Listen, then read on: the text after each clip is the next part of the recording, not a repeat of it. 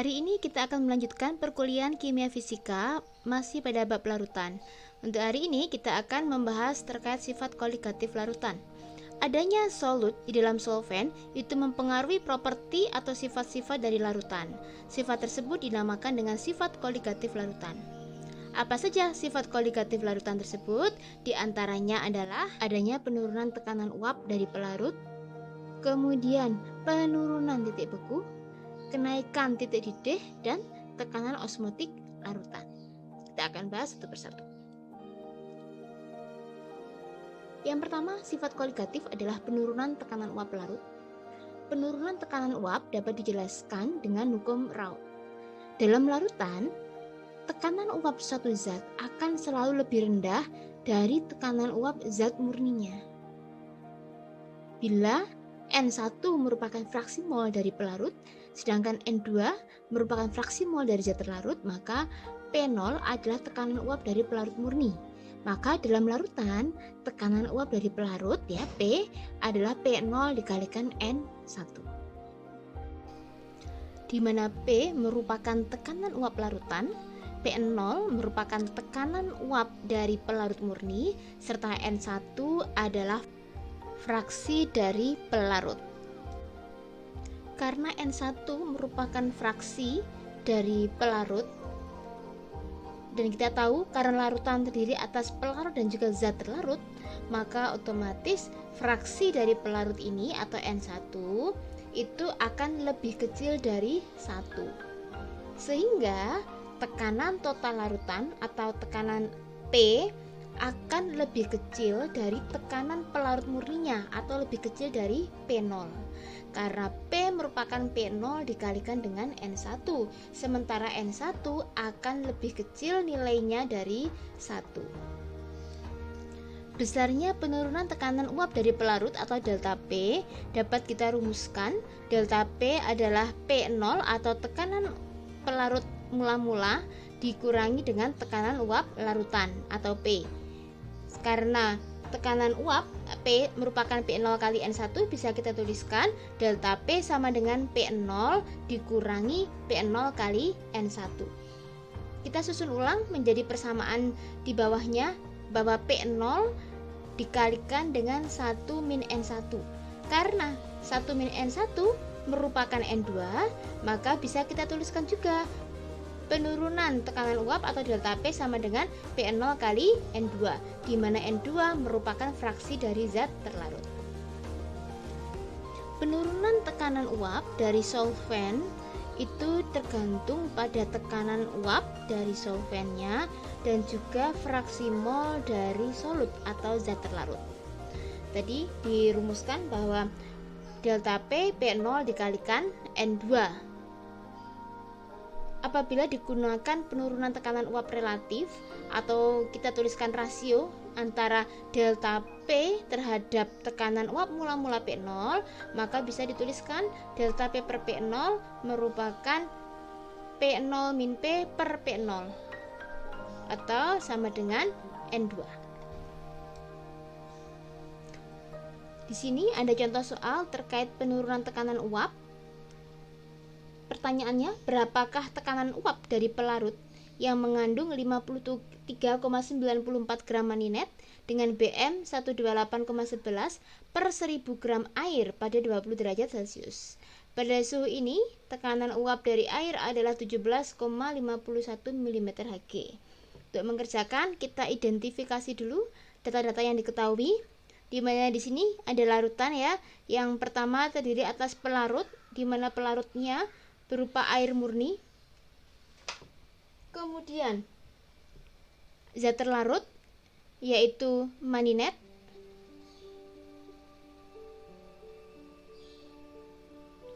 Di sini diketahui bahwa maninet atau zat terlarut itu sebanyak 53,94 gram ya. Kita tuliskan M2 karena dia sebagai zat terlarutnya. Sementara memiliki BM 182,11, di mana untuk pelarut murninya merupakan air itu memiliki berat 1000 gram dan tekanan uap pada keadaan murni atau P0 adalah 17,51 mm Hg.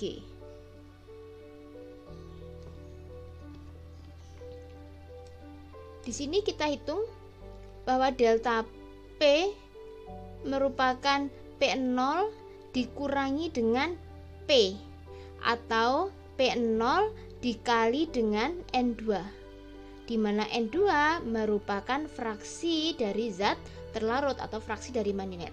Karena merupakan fraksi mol, maka kita harus hitung dulu untuk mol masing-masing ya, di mana N2 merupakan mol dari maninet dibagi dengan mol zat pelarut atau mol air ditambah dengan mol maninet.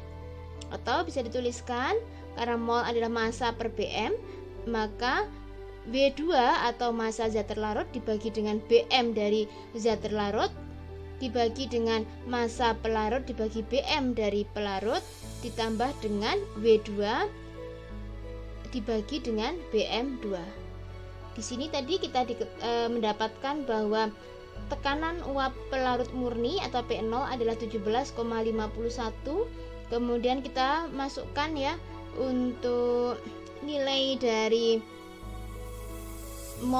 molnya untuk zat terlarut atau N2 53,94 dibagi dengan BM-nya 182,11. Kemudian mol dari air atau N1 adalah 1000 dibagi dengan BM-nya 18,02 ditambah dengan W2 atau massa dari maninet dibagi dengan BM-nya 53,94 dibagi dengan 182,11. Didapatkan delta P sebesar 0,0929 mm Hg. Atau di sini bisa kita tuliskan bahwa tekanan uap dari larutan adalah P0 dikurangi dengan delta P atau 17,51 dikurangi 0,09 diperoleh tekanan uap larutan adalah 17,42 mm Hg. Sifat koligatif yang berikutnya adalah kenaikan titik didih. Larutan yang mengandung zat terlarut akan mendidih pada suhu yang lebih tinggi daripada pelarut murni. Jadi kalau ada air itu dipanaskan, misalkan akan mendidih pada suhu kurang lebih 100 derajat, maka ketika dia ditambahkan gula atau ditambahkan garam atau ditambahkan zat yang lain ya, zat terlarut, maka titik didihnya itu dia butuh temperatur lebih tinggi untuk membuat larutan tersebut mendidih. Maka ini disebut dengan kenaikan titik didih. Persamaan untuk perhitungan kenaikan titik didih ini sebenarnya diturunkan dari persamaan Clausius-Clapeyron yang merupakan hubungan antara titik didih, kemudian entalpi dan juga tekanan uap. Sehingga diperoleh persamaan delta TB merupakan RT0 kuadrat dibagi dengan delta HV dikalikan dengan N2. Ya, karena RT0 per delta HV kali N itu merupakan konstanta kenaikan titik didih ya, atau kita sebut dengan KB, maka kenaikan titik didih atau delta TB sama dengan KB dikalikan M. Ingat ya, simbol B di sini artinya boiling. Ya, titik didih ya, bukan beku ya. Kalau beku nanti F ya. Kalau B merupakan titik didih atau boil. Berarti di sini kita peroleh yang persamaannya lebih sederhana bahwa kenaikan titik didih atau delta TB adalah KB atau konstanta kenaikan titik didih dikalikan dengan molalitasnya.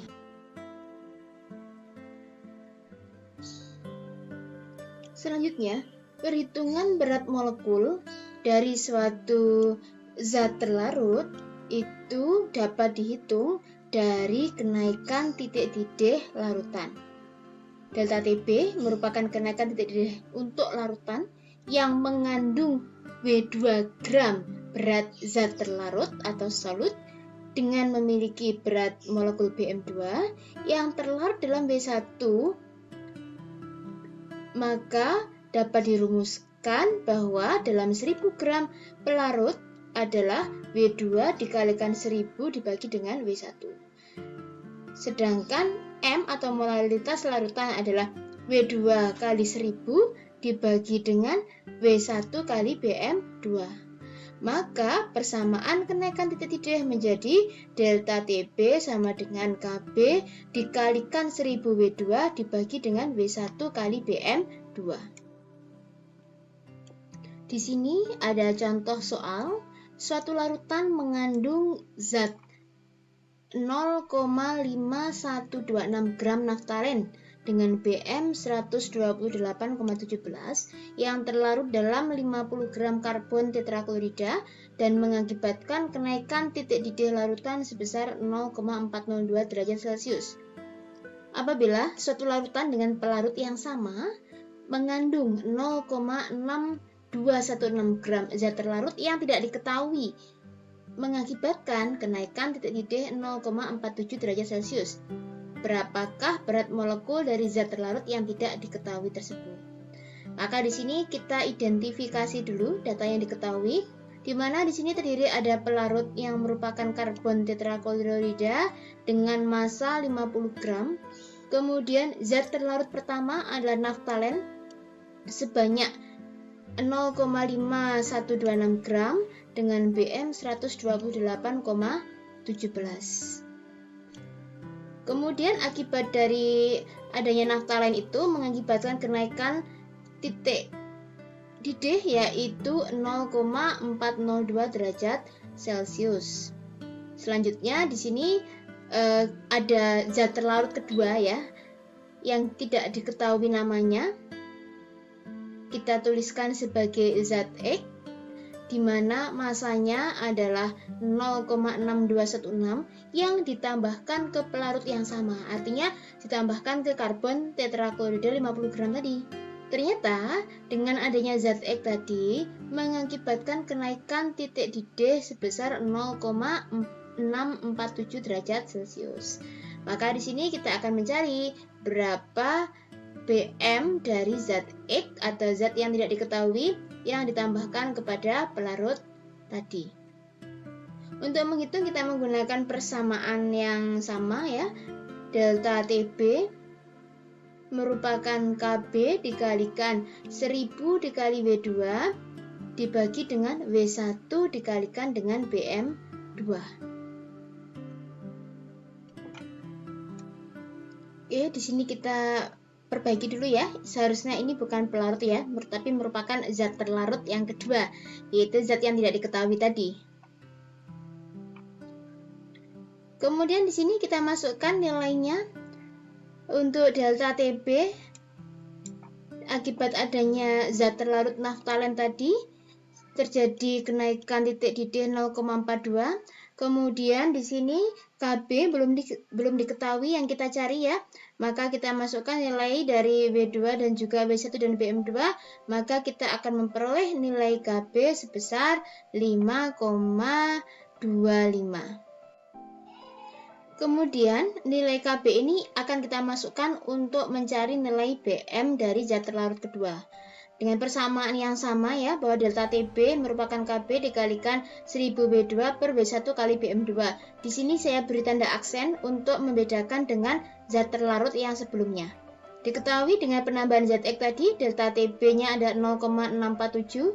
Kemudian dengan nilai KB yang sama karena merupakan konstanta, kita masukkan 5,25. Kemudian dikalikan dengan 1000 dikalikan W2 aksen yang merupakan massa zat terlarut kedua dibagi dengan W1 atau massa karbon tetraklorida ya dikalikan dengan BM2. Disinilah BM yang kita cari atau nilai dari berat molekul zat X yang tidak diketahui namanya. Dari perhitungan kita peroleh nilai BM2 adalah 101,73 gram per molekul. Sifat koligatif berikutnya adalah penurunan titik beku. Satu larutan ya atau yang mengandung dengan zat terlarut itu akan membeku pada suhu yang lebih rendah daripada ketika zat berada keadaan murni. Contohnya suatu air murni itu membeku pada suhu 0 derajat Celcius, maka ketika kita tambahkan suatu zat terlarut, misalkan gula atau misalkan garam, maka dia belum membeku pada suhu 0 derajat Celcius. Mungkin dia butuh temperatur lebih rendah ya, misalkan 0,05 atau mungkin bisa jadi 0,01, tergantung dari jumlahnya zat yang terlarut. Jadi kalau kita membuat es lilin itu akan lebih lama membeku daripada kita membekukan untuk air murni. Persamaan untuk penurunan titik beku identik dengan persamaan kenaikan titik didih, yaitu di sini delta TF sama dengan RT0 per delta HF kalikan N dikalikan dengan molaritasnya. Karena di sini RT kuadrat dibagi dengan delta HF dikalikan N merupakan suatu konstanta, maka bisa kita ringkas menjadi delta TF sama dengan KF dikalikan molaritas, di mana KF merupakan konstanta penurunan titik beku molal. Sifat koligatif yang selanjutnya adalah osmosis dan tekanan osmotik. Perlu kita pahami di sini ya, peristiwa osmosis itu kita ketahui ya, kalau satu larutan yang terdiri atas suhu dan melewati sebuah membran, maka untuk solvent dapat melewati membran, sedangkan solut dia tidak dapat melewati membran. Karena membran ini sifatnya selektif, ya dia hanya menyaring zat tertentu. Maka kalau suatu terdiri atas larutan, misalkan larutan gula, kita lewatkan membran, maka di sini solventnya dia akan bisa lewat, tetapi solutnya akan tertahan. Tetapi di sini solvent tadi yang telah melewati membran, dia punya kecenderungan untuk kembali kepada larutan yang lebih pekat. Inilah yang disebut dengan peristiwa osmosis. Jadi osmosis itu merupakan perpindahan liquid dari pelarut murni yang memiliki konsentrasi air besar, dia menuju ke larutan yang pekat atau konsentrasi air kecil.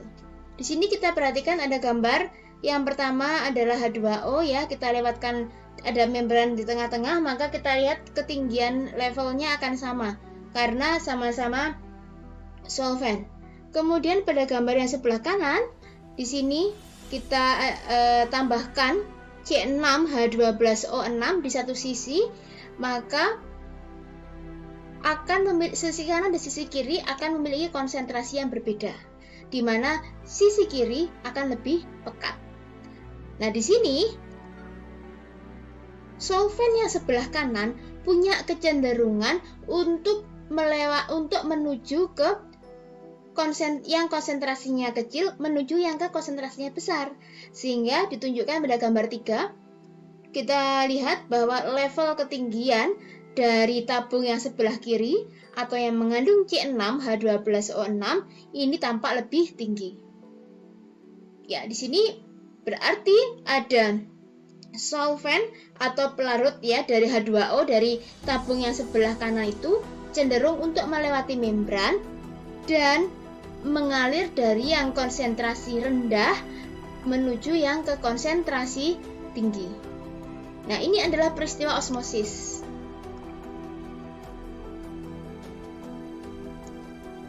Nah, kemudian di sini tekanan osmosis. Tekanan osmosis itu tekanan yang dibutuhkan untuk mempertahankan kesetimbangan osmosis antara satu larutan dengan pelarut murninya yang dipisahkan oleh membran yang dapat ditembus hanya oleh pelarut tersebut. Nah, tekanan osmotik dari adalah tekanan yang diperlukan untuk menghentikan osmosis tadi. Jadi di sini tadi kalau di sini adalah pure solvent atau larutan murni, sedangkan di sini adalah solution, artinya ada zat terlarutnya, maka kita tahu sesungguhnya membran ini ya tidak bisa dilewati oleh zat terlarut, maka solvent inilah yang kemudian akan mengalir melewati membran untuk bergerak menuju yang konsentrasi dari zat terlarutnya tinggi. Nah, bagaimana di sini tekanan osmotik itu? Tekanan osmotik itu tekanan yang diperlukan untuk menghentikan osmosis. Jadi bagaimana nih tekanan ini? Tekanan agar dia tidak lewat ke sini. Ya, tekanan osmosis. Ini kan berarti kan dia terjadi penurunan ini ya, penurunan. Nah, ini sebanyak misalkan di sini H ya, penurunan level dari suatu larutan. Maka di sini rumusnya untuk tekanan pressure atau tekanan osmotik adalah Rho dikalikan G dikalikan H.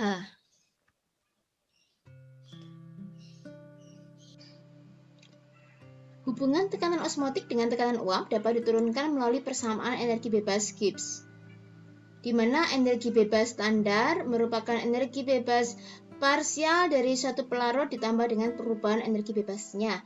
Atau kalau kita ubah ya, susun ulang persamaannya, G1 parsial dikurangi dengan G1 standar merupakan minus dari perubahan energi Gibbs atau minus delta G.